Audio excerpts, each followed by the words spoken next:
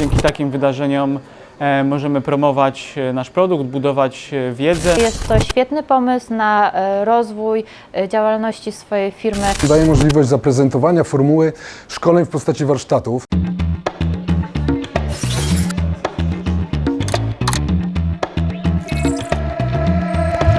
Dzisiaj mamy przyjemność uczestniczyć w kongresie Maintenance 360. To naprawdę ciekawe wydarzenie. Dużo ambitnych ludzi w jednym miejscu.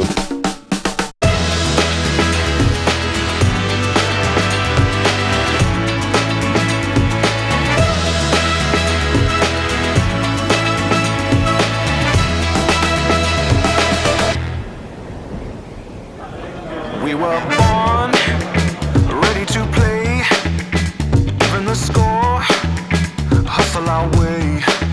Hey, we were made, close to the edge, skin in the game, so go and place your bets.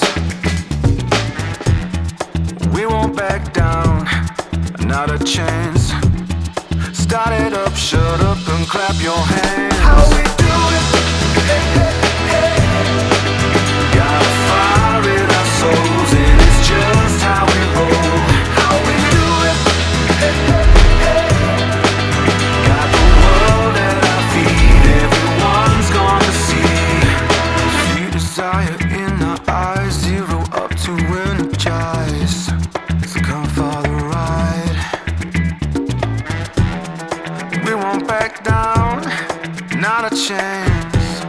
Start it up, shut up and clap your hands.